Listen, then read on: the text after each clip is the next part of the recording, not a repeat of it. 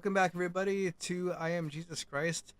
So, in this episode, we're going to continue the story for the game, and we're literally continuing right where the last video left off. And make sure to subscribe to the channel, like the video if you like it, ring the bell icon for notifications whenever a new video comes out, and comment on the video if you have anything to say about this or like the video, all that good stuff. And yeah, so let's get to it. You resisted the temptation and remained steadfast in your faith, emerging victorious. Worship the Lord your God, resist all of Satan's temptations. Alright, fast travel now. You can use fast travel to visit previously visited locations. It's time to open the map and click on the city icon. Alright. So now we could... Alright.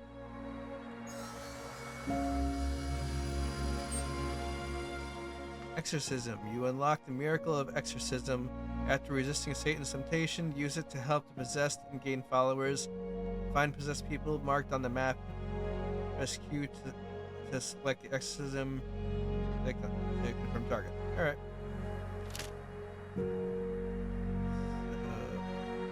Transformation, healing. So I don't have these other things yet. They have like X's on them. So we just have this.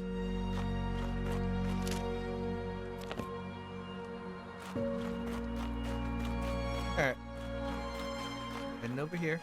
And what do we got here? Okay, we got that. Okay, so these are all followers that we're gaining from different locations here. Alright, nothing new there.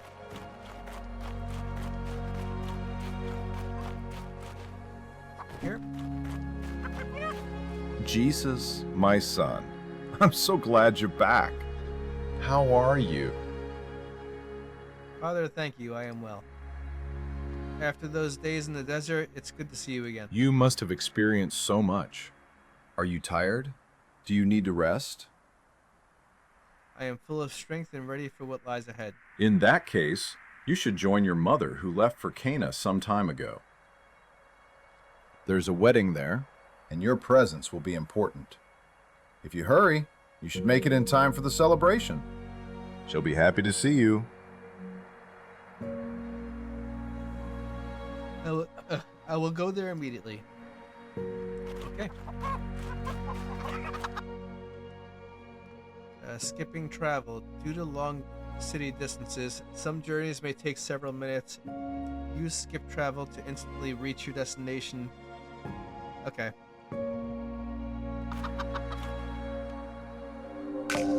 This way we don't have to worry about like watching me run everywhere like crazy. That's good.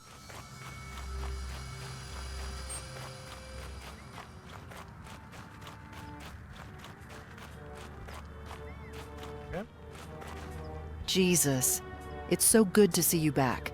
I can't wait to hear more about your time with John. But now, I'm afraid there's a small problem at the wedding. Hello, Mother. What seems to be the matter? They've already run out of wine, and it's only the first day. Perhaps you could help them avoid embarrassment in front of everyone? My time has not yet come. Oh, but it has, my son. After everything you've been through, this is the perfect moment to let them see who you are. I will do what I can. The Roman taxes are so high this year. Hello, I'm sorry, but we're out of wine. The early guests enjoyed it too much, and now we have none left. The bride and groom will be very disappointed. Alright. Do not worry, my friend. I will take care of it. Will you take care of it? Did you bring wine for everyone to the party? Fill the jugs with water. And give me a moment and I'll take care of it. Water? Oh well. I have no alternative anyway. I'll do it.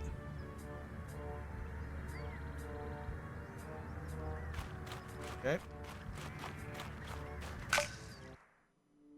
On the third day, a wedding took place at Cana in Galilee. Jesus' mother was there. And Jesus and his disciples had also been invited to the wedding. When the wine was gone, Jesus' mother said to him, "They have no more wine." "Woman, why do you involve me?" Jesus replied, "My hour has not yet come." His mother said to the servants, "Do whatever he tells you." Nearby stood 6 stone water jars, the kind used by the Jews for ceremonial washing, each holding from 20 to 30 gallons. Jesus said to the servants, "Fill the jars with water." So they filled them to the brim.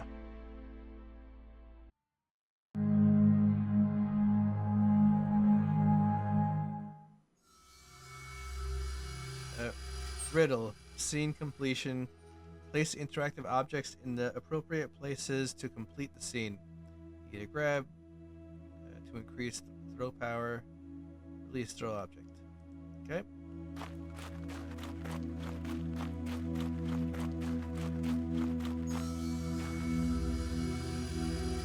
What are we reading now? Alright. Now the serpent was more subtle than any animal of the field which Yahweh God had made. He said to the woman, "Has God really said, you shall not eat any tree of the garden?" The woman said to the serpent, "We may eat fruit from the trees of the garden, but not the fruit of the tree which is in the middle of the garden.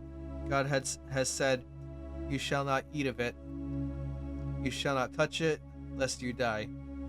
The serpent said to the woman, "You won't really die, for God knows that in the day you eat it, your eyes will be opened, and you will be like God, knowing good and evil." When the woman saw that the tree was good for food, and that it was a delight to the eyes, and that the tree was to be desired, to make one wise, she took some of its fruit and ate. Then she gave some to her husband with her, and he ate it. So this is the story of Adam and Eve. So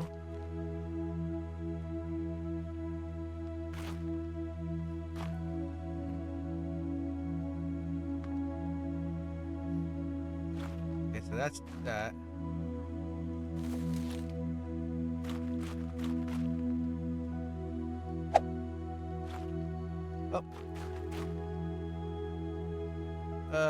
Okay. I was like, does it come back?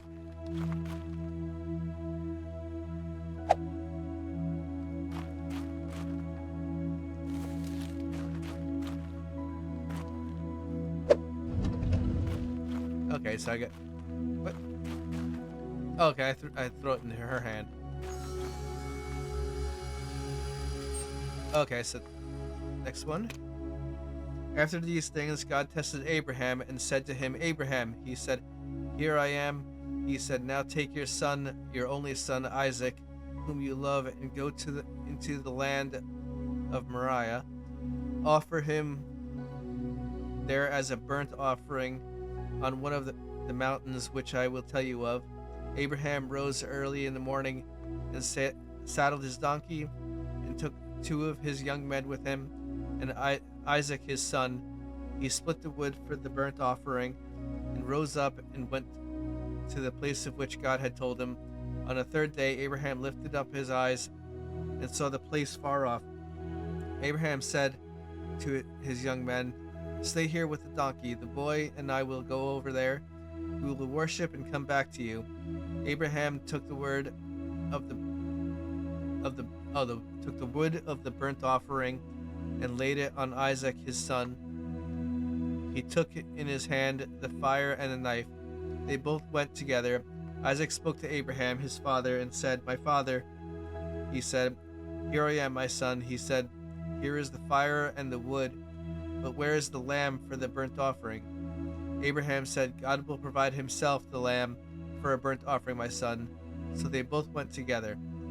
They came to the place which God had told him of, Abraham built the altar there and said that the wood and laid the wood in order, bound Isaac his son, and laid him on the altar on the wood. Abraham stretched out his hand and took the knife to kill his son. Yahweh's angel called to him out of the sky and said, Abraham, Abraham. He said, Here I am. He said, Don't lay your hand on the boy or do anything to him, for now I know that you fear God, since you have not withheld your son, your only son, from me. Abraham lifted up his eyes and looked and saw that behind him was a ram caught in a thicket by his thorns. Abraham went and took the ram and offered him up for a burnt offering instead of his son. Abraham called the name of that place, Yahweh will provide.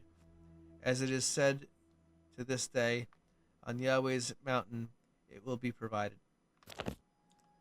Okay, so I guess this.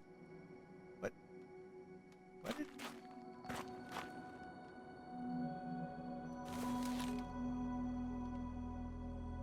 So okay. Figured that would be the case. Alright. Let's see. Hilkiah, the high priest, said to Shaphan, the scribe, I have found the book of the law in Yahweh's house. Hilkiah delivered the book to Shaphan, and he read it. Shaphan, the scribe, came to the king and brought the king word again and said, Your servants have emptied out the money that was found in the house and have delivered it to the hands of the workmen who have the oversight of Yahweh's house. Shaphan the scribe told the king, saying, Hilkiah the priest has delivered a book to me. Then Shaphan read it before the king. Okay, so I guess the book? I guess the book. No? Okay, well. Okay, wait. Okay. Let's see. I'm gonna try the book one more time. Maybe I threw it in the wrong spot. Nope. Scroll? Ah, the scroll. Okay. That one was a little confusing. Alright. Samuel. He took his staff in his hand and chose for himself 5 smooth stones out of the brook, and put them in the pouch of his pouch of his shepherd's bag, which he had. His sling was in his hand, and he came near to the Philistine. The Philistine walked and came near to David, and the man who bore the shield went before him. When the Philistine looked around and saw David, he disdained him, for he was but a youth and ruddy,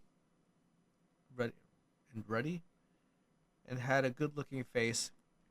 The Philistine said to David, Am I a dog that you come to me with sticks? The Philistine cursed David by his gods. The Philistine said to David, Come to me, and I will give your flesh to the birds of the sky and to the animals of the field.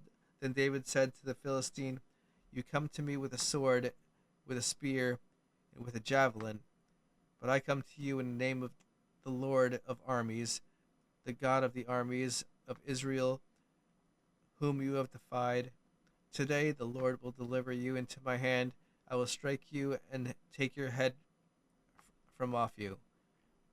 I will give you dead bodies of the army of Philistines today, to the birds of the sky and to the wild animals of the earth.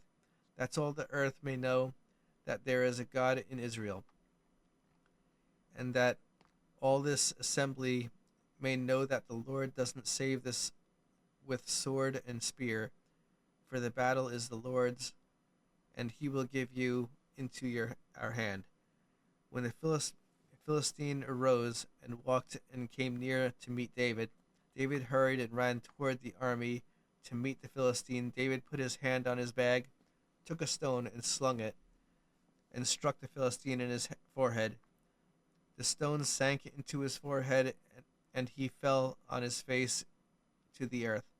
So David prevailed over the Philistine with a sling and with a stone, and struck the Philistine and killed him, but there was no sword in David's hand. So this would be this one, I would assume.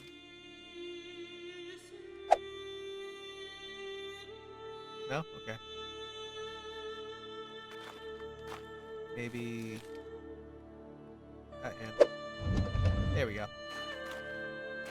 Okay.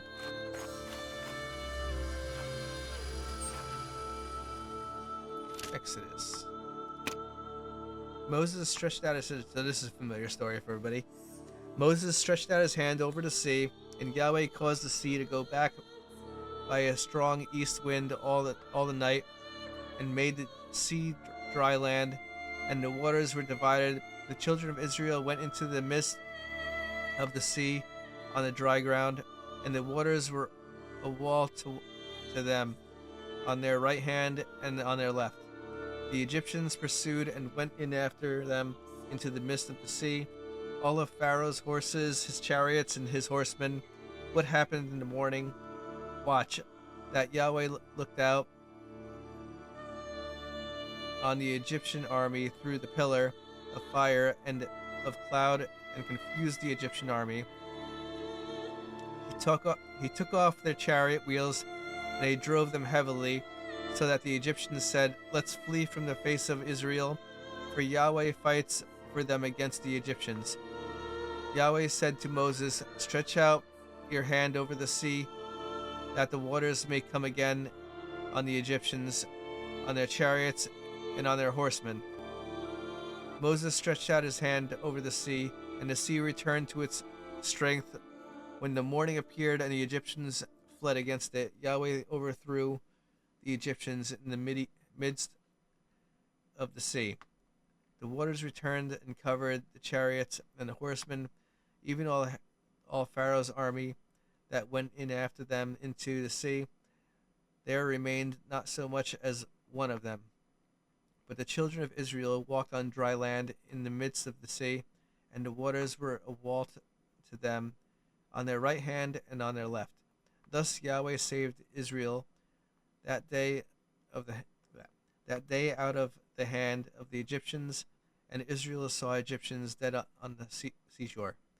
Israel saw the great work which Yahweh did to the Egyptians, and the people feared Yahweh, and they believed in Yahweh and his servant Moses. Alright, so this would have to be the staff. It's Moses. Alright.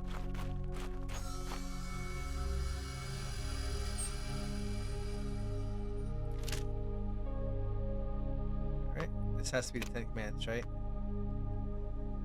God spoke all these words, saying, "I am Yahweh your God, who brought you out of the land of Egypt, out of the house of bondage. You shall have no other gods before me. You shall not make for yourselves an idol, nor any image of anything that is in the heavens above, or that is in the earth beneath, or that is in the water under the earth. You shall not bow yourself down to them, nor serve them.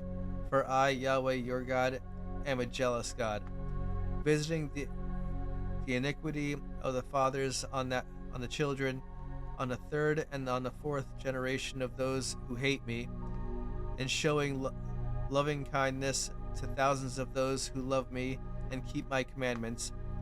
You shall not take the name of Yahweh your God in vain, for Yahweh will not hold him guiltless who takes his name in vain. Remember the Sabbath day to keep it holy. You shall labor 6 days and do all your work. But the seventh day is a Sabbath to Yahweh your God. You shall not do any work in it, you, nor your son, nor your daughter, your manservant, nor your maidservant, nor your cattle, nor your stranger who is within your gates. For in 6 days Yahweh made heaven and earth, the sea, and all that is in them, and rested the seventh day. Therefore Yahweh blessed the Sabbath day and made it holy. Honor your father and your mother, that your days may be long in the land which Yahweh your God gives you. You shall not murder, you shall not commit adultery, you shall not steal, you shall not give false testimony against your neighbor, you shall not covet your neighbor's house, you shall not covet your neighbor's wife, nor his manservant, nor his maidservant, nor his ox, nor his donkey, nor anything that is your neighbor's. All the people perceived the thunderlings and lightnings, the sound of the trumpet and the mountain smoking. When the people saw it, they trembled and stayed at a distance. They said to Moses, "Speak with us yourself, and we will listen, but don't let God speak with us, lest we die." Moses said to the people, "Don't be afraid, for God has come to test you, and that his fear may be before you, that you won't sin." The people stayed at a distance, and Moses drew near to the thick darkness where God was. So this has to be this. Right? And the scriptures fulfilled. Recognize the events of the Old Testament. Yeah. And we got new followers here. Alright.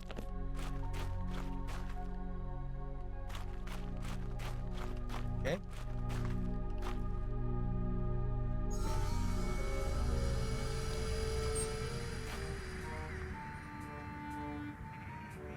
Big transformation vehicle.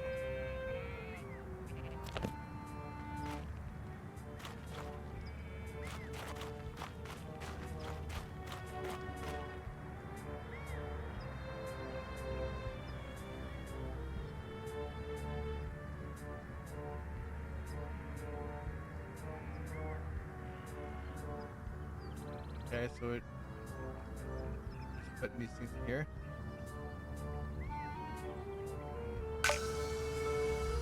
Miracle of Cana performed. Okay, so we turned the water into wine.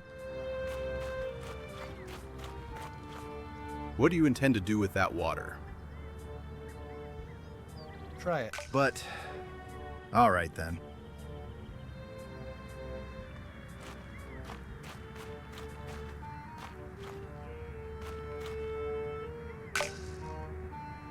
This is wine.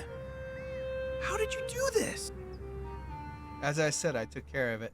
This wine is better than what we had before. Thank you, thank you. You have saved the day. We must tell the groom. He must taste this wine. Call the groom here. I'm sorry, but they're calling me. Oh. I thought I was done calling him. Hello. I am a bit embarrassed, though. I've gotten word that we have run out of wine. Do not worry, my friend. Jesus managed to get us wine. Let's go and try it. It's the best wine I've ever had. Well, I'll be the judge of that. Let's go try it.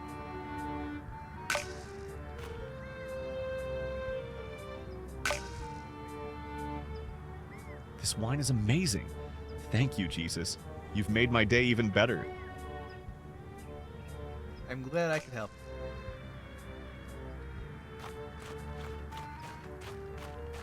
The weather is perfect for a walk today. Yes, my son? I solved the wine problem. Yes. I'm glad you chose to do it. I know what this really means. For you. Let's enjoy this moment with them while we still can. I must go and meet those who will follow me. No, mother, my time has come to begin my father's work. I must go and meet those who will follow me. Will you be safe, my son? Do not worry, mother. I am never alone. The time for me to gather my disciples has come. Okay.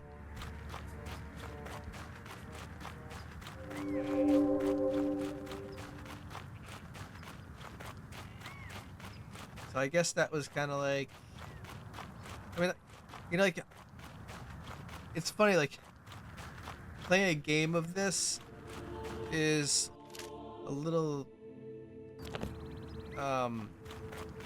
interesting for me too, because it's like taking the key events that we know of, and it kind of puts it a little more in perspective. Like there's some movies and different media things that don't really cover these things very well, and it's like kind of putting it a little more in perspective, because as you're playing it, you're interacting with it more, kind of thing, in a game.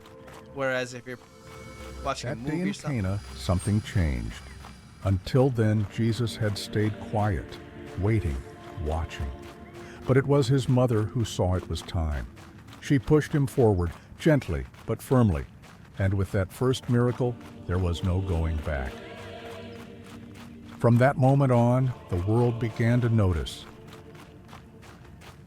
yeah, I was gonna say, usually if it's like a movie or something like that, like some things can get lost in translation sometimes, or like it gets a little confusing because like they present something in a more complicated way, and I feel like this is kind of working like pretty well for me too, because it's like it's more simplified and streamlined, where it's like it's showing like the way the events happen, like, and I guess it, in a way, it kind of works for me a little bit too, because it's putting you in the shoes of him to get his perspective of it, and like so you kind of witness more that way. Because like when you see like a movie or something, it'll jump from like Jesus, then it'll jump to like other things going on, then it'll jump back, and this is like you're focused with him the whole time. That's kind of like what I was getting at. And arrive to Tiberias, whatever. Alright, so can we... Oh, I have to visit it first to unlock it. I thought I could... Okay, let's skip traveling. There we go. Alright, calling an apostle. You have just visited the location where the apostle is. You can begin the calling quest in the apostle panel.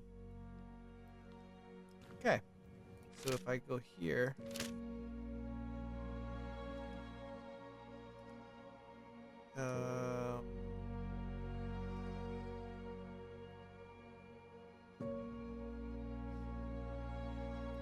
Okay. Get your first apostle. Let me see here. Okay, I can't get any more followers here. Complete Andrew's quest.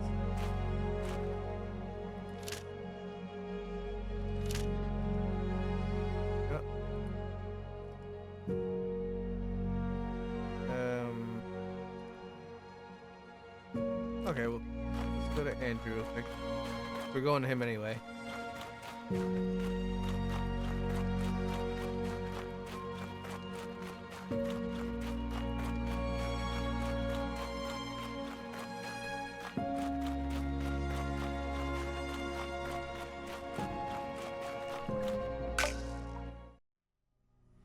Alright, thank you so much for watching, everybody.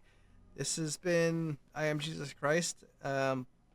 So until next time, we're gonna continue the next episode with more of this game, and if you want to see more, make sure to subscribe to the channel, ring the bell icon for notifications whenever a new episode comes out, and make sure to like the video, comment on it for anything that you want to say on it. And if you like the video, or you can check out my other playthroughs on my channel also. And with all that said, I'll catch you guys in the next video. Alright, thanks for watching, guys. Alright, bye guys. Bye.